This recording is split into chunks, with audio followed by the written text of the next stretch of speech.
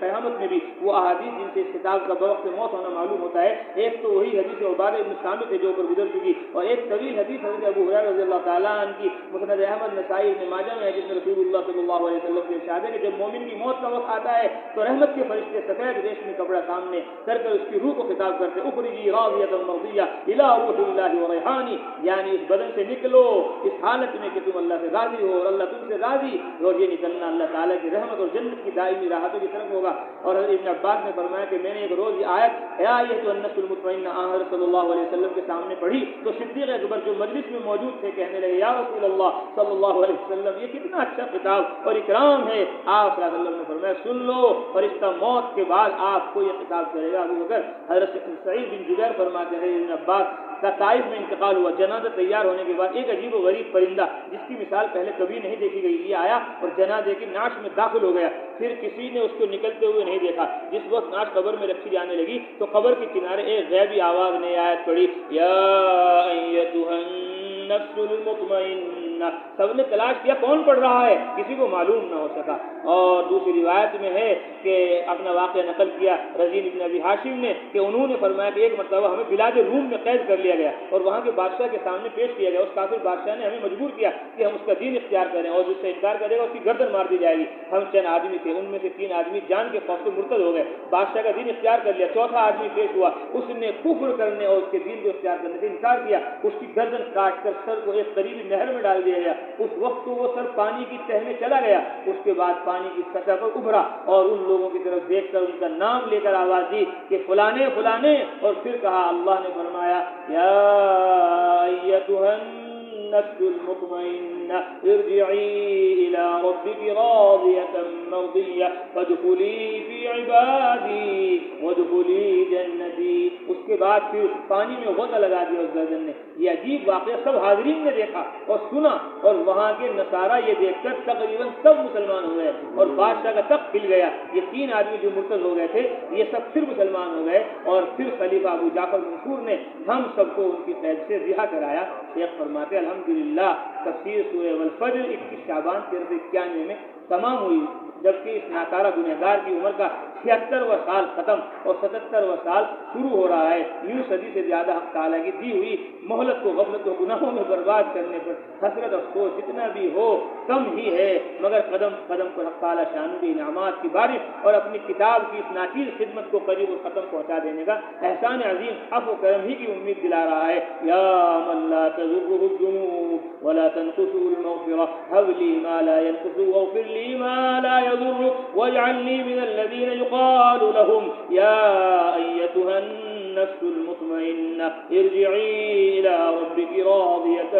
مرضية فادخلي في عبادي وادخلي جنتی۔ حضرت نے عربی میں دعا کی، فرمایا اے وہ ذات جس کو گناہ نقصان نہیں پہنچاتے اور مغفرت اس کی شان میں کوئی کمی نہیں کرتی، اے میرے رب مجھے وہ عطا فرما جس سے تیرے یہاں کوئی کمی نہیں ہوتی، اور مجھے میری مغفرت فرما جس سے آپ کو کوئی نقصان نہیں ہوتا، اور مجھے ان لوگوں میں شامل کر دے جن کے بارے میں کہا جائے گا اے مطمئنہ نفس نکل جا اور ارجع الی ربک راضیۃ مرضیہ، اپنے رب کی طرف لوٹ جا کہ تو اس سے راضی وہ تجھ سے راضی، فادخلی فی عبادی، میرے بندوں میں داخل ہو جا اور میری جنت میں داخل ہو جا۔ دنیا میں اگر جنت میں داخل ہونا ہے تو خانقاہ میں آ جاؤ، دنیا میں اگر جنت میں داخل ہونا ہے تو مدرسے میں آ جاؤ، دنیا میں اگر جنت میں داخل ہونا ہے تو تبلیغ میں آ جاؤ، تو یہی جنت ہے اس زمانے کی، یہاں آ گئے تو انشاءاللہ آخرت کی جنت میں پہنچ جائیں گے۔ اب